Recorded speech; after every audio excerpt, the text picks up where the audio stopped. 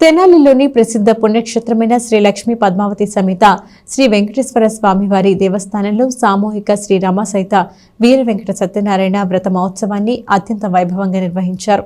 ఈ మహోత్సవంలో 151 మంది దంపతులు పాల్గొన్నారు. రెండవ తిరుపతిగా బాసిల్లుతున్న శ్రీ లక్ష్మీ పద్మావతి సమేత శ్రీ వెంకటేశ్వర స్వామివారి దేవస్థానం వైకుంఠపురం నందు కార్తీక మాసంను పురస్కరించుకుని జరుగుతున్న సామూహిక శ్రీ సత్యనారాయణ వ్రత మహోత్సవాల నేపథ్యంలో ఆదివారం జరిగిన శ్రీ రమా సహిత వీర వెంకట సత్యనారాయణ వ్రతాన్ని 151 మంది పుణ్య దంపతులు వ్రతాన్ని ఆచరించారు. దేవస్థాన కార్యనిర్వహణాధికారి వి అనుపమ నేతృత్వంలో ట్రస్ట్ చైర్మన్ కుంభం సాయిబాబు, ట్రస్ట్ సభ్యుల పర్యవేక్షణలో వ్రత మహోత్సవాన్ని ఆలయ అర్చకులు అత్యంత దేదీప్యమానంగా నిర్వహించారు.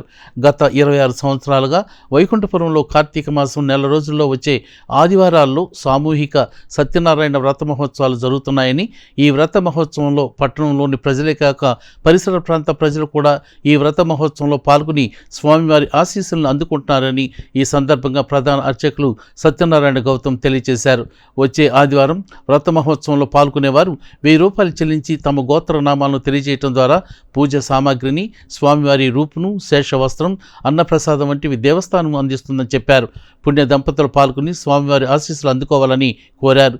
ఈ కార్యక్రమంలో Bodduluri Saraswathi, Nageswararao, Kuruganti Sunitha, Ravishankar, Devarakonda Venkataramana Shankarrao, ex officio member Alahari Ravikumar, దేవస్థాన అర్చకులు, సిబ్బంది పాల్గొన్నారు.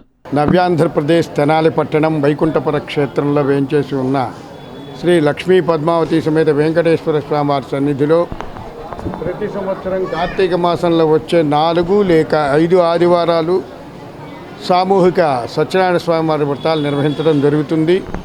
గత 26 సంవత్సరాల నుంచి నిర్వహిస్తున్న ఈ వ్రతాలు ఈ సంవత్సరం 27వ సంవత్సరం 3వ వారం మనం నిర్వహించుకుంటున్నాం. ఈ వ్రతంలో పాల్గొన్న భక్తులందరికీ కూడా కేవలం నామమాత్ర రుసుముతో దేవస్థానం వారే పూజా సామాగ్రి, ప్రసాదాలు, రూపు, శేషవస్త్రం, పూజానంతరం అన్నప్రసాదాలు కూడా ఏర్పాటు చేయటం జరిగింది.